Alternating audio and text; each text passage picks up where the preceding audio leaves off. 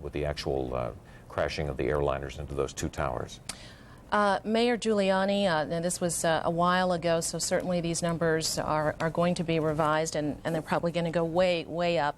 41 known dead, according to him, a tiny fraction, I'm sure, of the final number that we'll see.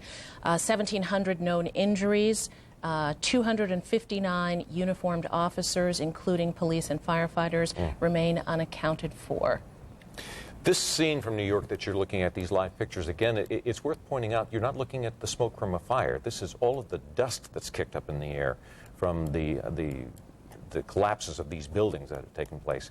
The video that we saw earlier from ground level further into all of this looked, again, like the ash that has come from after you see a volcano explosion, and one in which that ash is just spewed all over everything, a grayness to everything. We saw the people yesterday, automobiles. Look at this here. This almost looks like black and white video.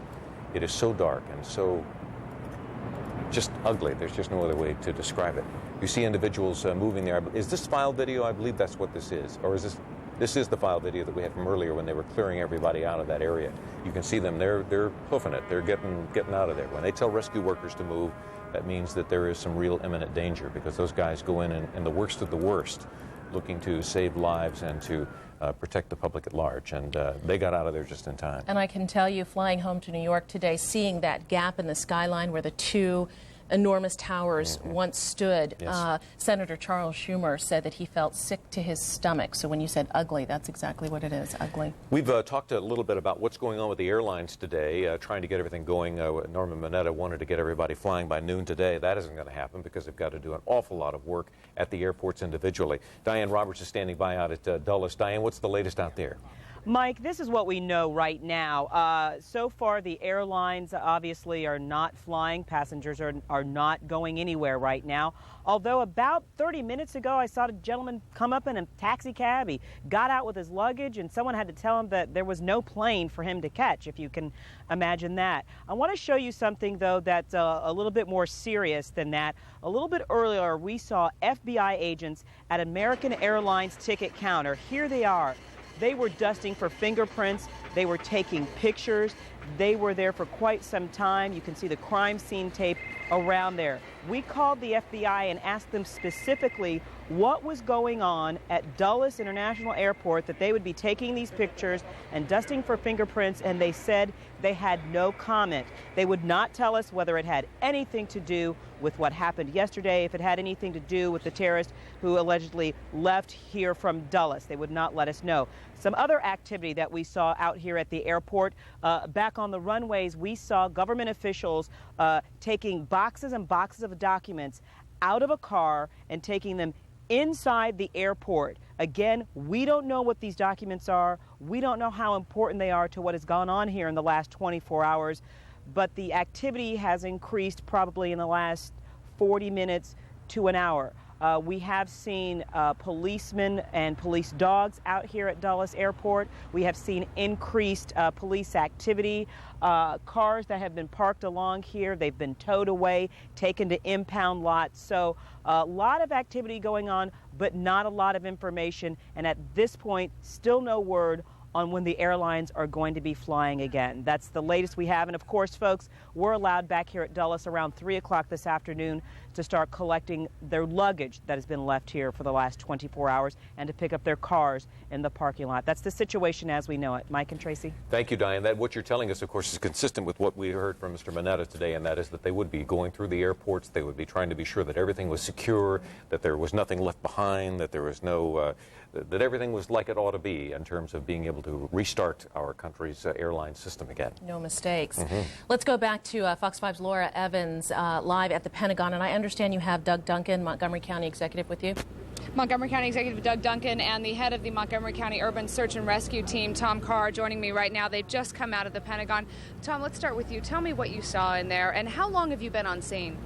We've been on the scene since yesterday afternoon about 3 o'clock, and we made efforts yesterday into the evening, evaluating what the rescue opportunities might be throughout the evening, and then we bedded down throughout the rest of the evening while other personnel worked in the building. Then this morning we came in and continued to establish where rescue opportunities might exist. Unfortunately, it doesn't appear that there are significant rescue opportunities, and began to work with the law enforcement officials on dealing with evidence and those types of things. What does it look like in there right now? Describe the scene for me.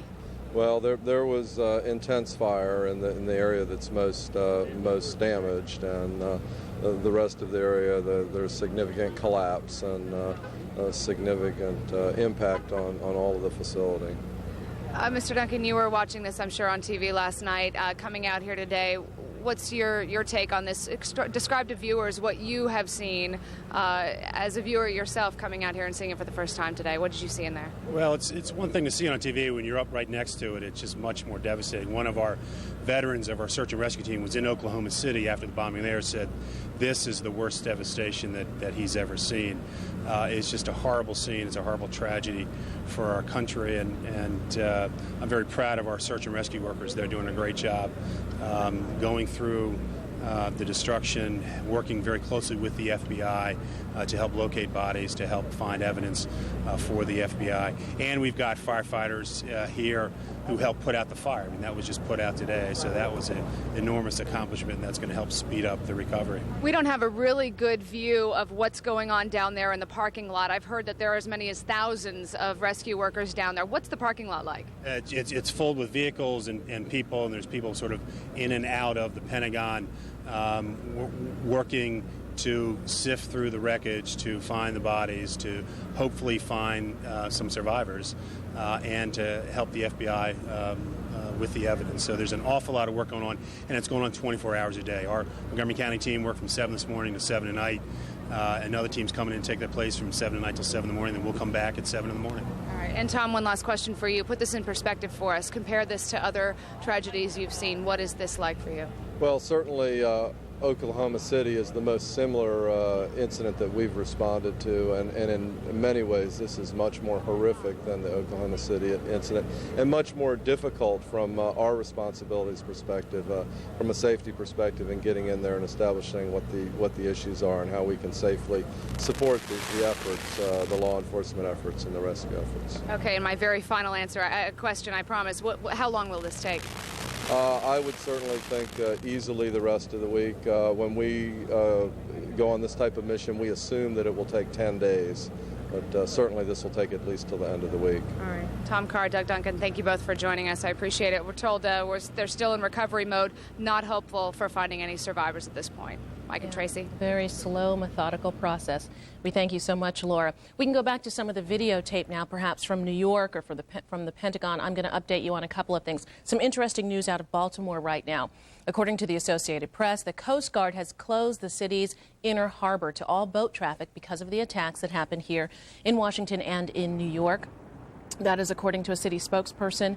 That person called it similar to being in a no-fly zone on the water, no vessel movement at all. The Coast Guard has also closed the Potomac River upstream from the Wilson Bridge indefinitely. So we will keep you up to date on that. That's for commercial and recreational traffic. So we will keep you up on that. I also want to tell you in, I guess, about 37 minutes, there will be a prayer vigil at the U.S. Capitol, at the Rotunda. Patrick McGrath, who was covering the Hill Force, mentioned this earlier. It's going to begin at 7. It's going to last about an hour. It's a bipartisan prayer vigil. It will include various members of the House and the Senate and clergy, as well as a rendition of God Bless America. So we certainly will bring that to you when that begins. We are looking now at that scene in New York City, and I don't know if our Beth Parker is still somewhere on hand, but Beth was saying that, as you can imagine, it's sort of hard to breathe, the debris, the soot that is in the air from that what would it be, the fourth collapse now, the 7 stories of the northern part of the World Trade Center that collapsed just, I guess, about half an hour ago, sending crews running through the streets, sending journalists out of there. Authorities wanted to make sure that there were no more casualties as they continue to their search for any possible survivors although that hope is beginning to fade now, and certainly the recovery of so many bodies. But the other thing they have to do is get as much evidence as they possibly can out of the wreckage from yesterday's destruction. And that is so key because, as you know, throughout the day today in Boston, in Florida, in Rhode Island, here in Washington, investigators have been working diligently and very rapidly to gather as much evidence from the scene as they possibly can. Right now, we're going to get an update and overview from Fox 5's Will Thomas, who is in the newsroom. Will. Tracy, good evening to you. We're going to recap some of what you and Mike are hitting upon, and we're going to just kind of bring people up to date on some of the major events of the day. Let's begin with video. This is the latest video coming in from New York.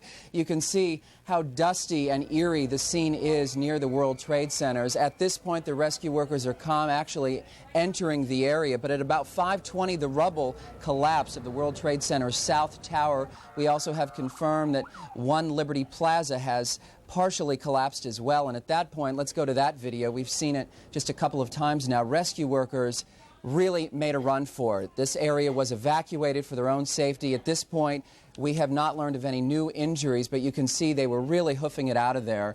We understand now they are slowly being let back in as the dust settles. Now let's take a live look at the Pentagon. We want to tell you, first of all, that just today, Defense Secretary Donald Rumsfeld said he believes the estimate may be as high as 800 people killed when the airliner slammed into the Pentagon.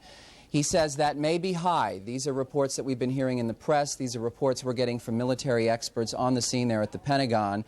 We understand that sources, various military sources, are saying that there may be about 100 military men and women from the Navy and Army that are unaccounted for. So at this point, they're not exactly sure how many people have been injured in this. We can also tell you that just today, White House spokesman Ari Fleischer said that the White House and Air Force One were indeed targets of the suicide bombers. He said that the White House learned of the threat to the White House as President Bush was flying away from Sarasota, Florida, where he had been giving an education speech. Instead of returning to the White House from Florida, the president was flown to an air base in Louisiana, then to another one in Nebraska before returning to Washington. Now we want to take a look at video we shot just about an hour and a half ago at Reagan National Airport. We want to try to bring you up to date on that situation. Indeed, the FAA has not exactly said when it was going to reopen the airspace. But the good news is this: once airlines can show the FAA that they can meet the increased security measures, they will allow airlines to put planes back where they need to be so that when the air ban is lifted, those planes can continue on with normal routes. We understand passengers that have been displaced as well may be able to board those planes, but again, security measures must be met. What you're looking at now are the new travel rules from the FAA. The airports at various locations throughout the country must meet these rules before they can resume operations. Passengers must check in at the counter, no curbside check-in. People meeting passengers will have to meet at security screenings. Certainly, no cars can be left at curbside, and again, that Reagan National video we just showed you was about 3 o'clock this afternoon as passengers were allowed to the lower level baggage claim area to get the luggage they left yesterday. That airport, like many others around the country, were simply evacuated. Passengers were actually on the tarmac ready to take off, and they were brought back to the terminal and told to leave. And some of them actually walked to nearby hotels. So those people were allowed to get their luggage. They had to show their passenger tickets in order to get that. They let in about 10 people at a time to do that. I can tell you the airline staff that was there couldn't have been nicer, and the passengers we spoke to were actually quite impressed. They were being very helpful. The airline security is surrounding the perimeter of Reagan National. I understand the same at Dulles. At every entrance, you will find security officers. We've even seen some cross-jurisdictional effort. I believe I saw Arlington Police helping at Reagan National Airport as well. If you left your car there yesterday, you may now pick up the car as well. This is a look at Dulles Airport. Again, it's eerily quiet. Typically at this time, you would see commuters going back and forth, tourists coming into the area. Again, what we understand is first the FAA had decided it would lift the flight ban at noon. Now the FAA isn't sure when it will reopen the airspace. They are now making an exemption for airlines that can show they need to put planes in other cities along with their passengers so that they can start their normal routes when the air ban is lifted. Some people have called the station. They've stopped me on the street saying, hey, I've seen non-military planes flying. In some cases, those were commercial airlines that received exemptions to get, for instance, health supplies to area hospitals and clinics, for instance, blood. Again, these new travel rules include no more knives or cutting tools. We understand that's what the hijackers were using, small knives, box cutters. We understand from security experts that there may not have been a breach in getting those on board. I've seen people